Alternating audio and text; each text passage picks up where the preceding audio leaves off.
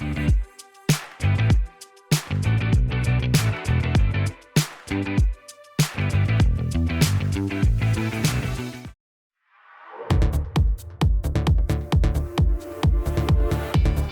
blown away by your love for me. It goes on and never ends. I belong to you. I'm chosen by you. Forever, I'm your friend. You'll always be right here with me. I'm so thankful for your love. No matter what I do, I know this is true. You're by my side, you'll never leave. I wanna thank you, God, for showing me who I am. You're so good, you help me to understand. We are your sons and daughters. You're such an amazing father. Thank you, God, for coming to rescue me. You're so good, God, you're everything I need. Every minute of every day, I just wanna say thank you, God. I'm blown away by your love for me. It goes on and never ends. I belong to you. I'm chosen by you. Forever, I'm your friend. You'll always be right here with me. I'm so thankful for your love. No matter what I do, I know this is true. You're by my side, you'll never leave. I wanna thank you, God, for showing me who I am. You're so good, you help me to understand. We are your sons and daughters. You're such an amazing father. Thank you, God, for coming to rescue me. You're so good, God, you're everything I need. Every minute of every day, I just wanna say thank you, God. You sent your son to set us free. For your love and kindness, I will sing. You sent your son to set us free. For your love and kindness, I will sing. I wanna thank you, God, for showing me who I am. You're so good, you help me to understand. We are your sons and daughters. You're such an amazing father. Thank you, God, for coming to rescue me. You're so good, God, you're everything I need. Every minute of every day, I just wanna say thank you, God. It's good. Thank you. No problem. Welcome to Story Lab. This week, we're talking about humility, while we take a look at an amazing letter written from prison.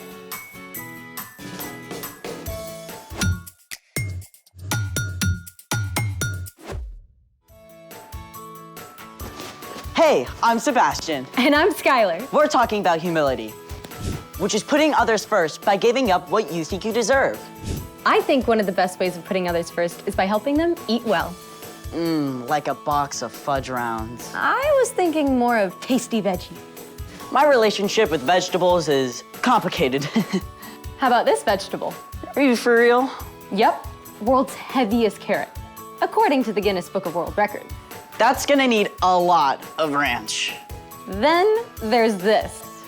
World's biggest cabbage? Yep, It's like part of some prehistoric jungle. I feel like we should see some dinosaurs roaming past it. speaking of which, It's a Vegisaurus! world's largest mixed vegetable sculpture. Amazing. Slightly terrifying. Our guest today knows a thing or two about veggies. He builds with them? Nope, he grows them. Great. I'm ready. Hi, Phil. We're so excited to talk with you. Hi guys, hey, it's good to be here. Can you tell us a little bit about what you do? Sure, I run Cherith Farms, which is a small market garden that supplies an average of 40 baskets a week, all 4 seasons of the year to our 65 families. Wow. What's your farm like?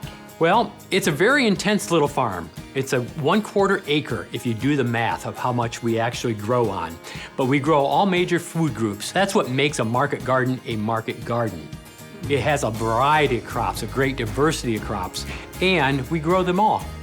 Everything from broccoli and cabbage and beets and carrots and lettuce and kale and bok choy, onions and garlic, and a lot more. So, any watermelons? No watermelons. The watermelons would cover this entire garden. So you have a special plan of what you plant? Absolutely. I can tell you what I'm planting next year and where I'm going to plant it. We rotate our crops every year into a new space. And so ideally, the same crop isn't planted for almost 8 years if I'm managing the garden well.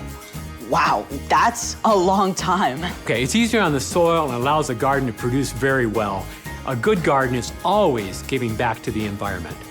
So it's like you have to get to know your dirt. Yes, and that's where it really gets fun, because in the creation story of Genesis, God tells the earth to bring forth vegetation. I'm always amazed at how the ground can adapt and respond to good care and love with such energy and life, like this. So farming is really a lot of hard work, right? I do work hard, but you know, everyone works hard. I get to choose the times when I work hard. All the vegetables you provide are such an amazing way to serve the community. Well, I'm glad I can do my part. But really, I'm only one gardener. In fact, that's how I sign my emails to my updates of my customers. One of you gardeners. How's that? Well, I love it when people come to my farm to pick up their produce for the week, and they can see where it all comes from, and they can see the person who's actually involved. But in reality, most of our food comes from people that are laboring, whose names we don't know, whose stories we'll never hear, and they have to work under tough conditions. Wow, I never thought about that. Those people are out there in the dirt, they're working in the cold, they're working in the heat, they're working when it's raining, they're working with the frost on their hands, maybe their gloves aren't working that day, but they don't get to pick the days they get to choose. I feel like I should go find a gardener and thank them right now. Well, that's a great way to think about it. No matter what we grow up to be, there's always someone out there working in all kinds of weather conditions and living conditions to provide food for our families. I am so going to look at my food differently. I hope so. Well, thank you so much for being on here with us, Phil. It was a pleasure seeing you all, and I hope you all have a great day. Bye, Phil. Bye. I want a giant, colorful salad right now. As long as there's plenty of this.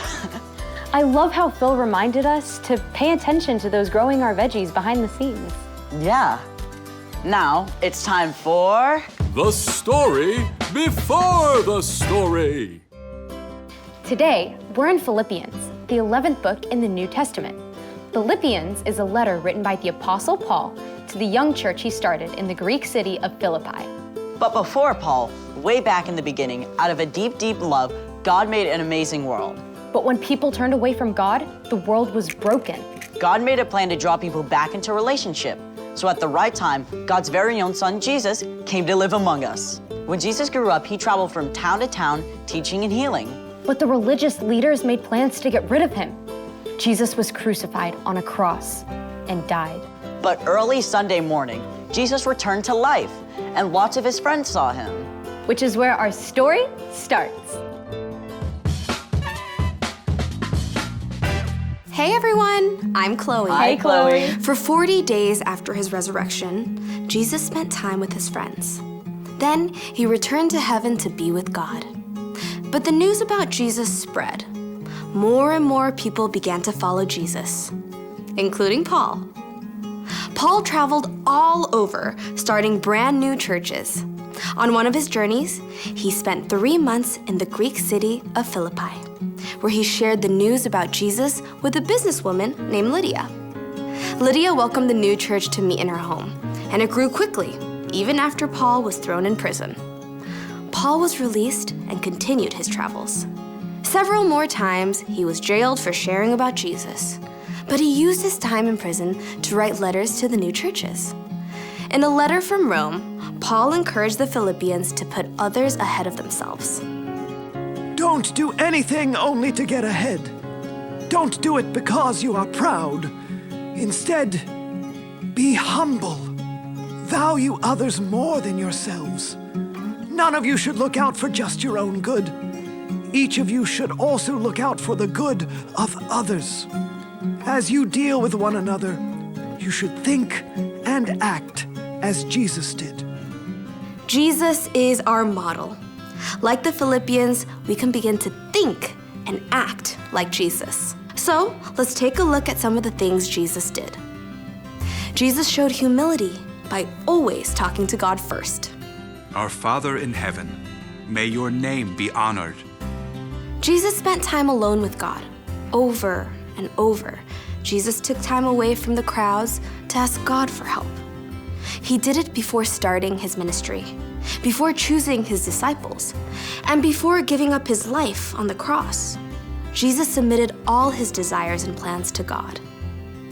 Next, Jesus showed humility by spending time with those who seemed unimportant. Come, follow me. Rather than choosing the most important, well-educated people to be his followers, Jesus chose the overlooked and the outcast. He wasn't worried about looking impressive.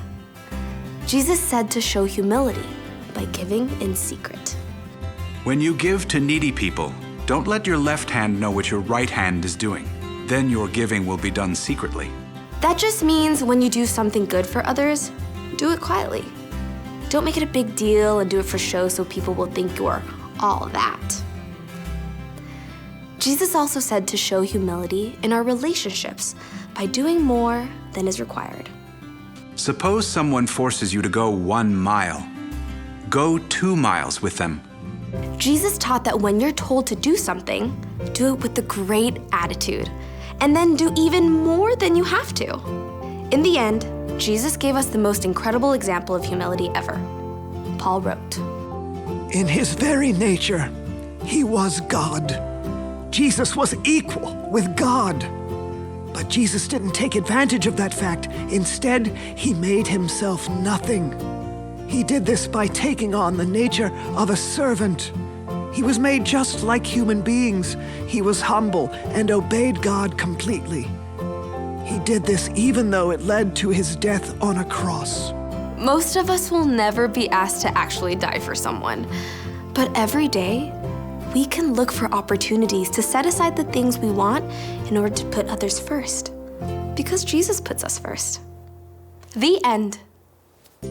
Gotta be honest, this one is hard. Yeah, I mean, it's just so easy to default to what I want and what I need. That's right. It takes practice to pay attention to what other people need. And then to find ways of putting them first. So, what's our part in this story?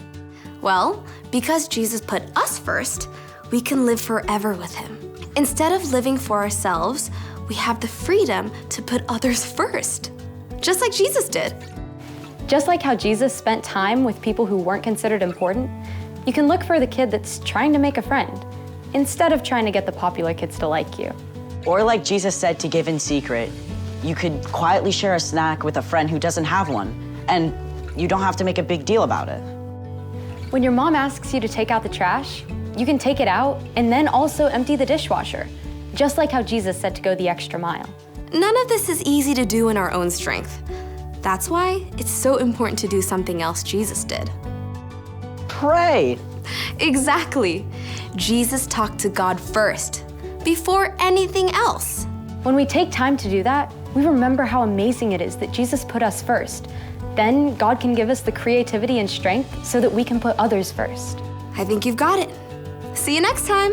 Bye, Chloe. So here's the thing. Put others first because Jesus put you first. Hey, let's go. Where are we going? We are gonna go help Farmer Phil. Okay. Thanks for joining us in the Story Lab. We'll see you Next time. Let's go.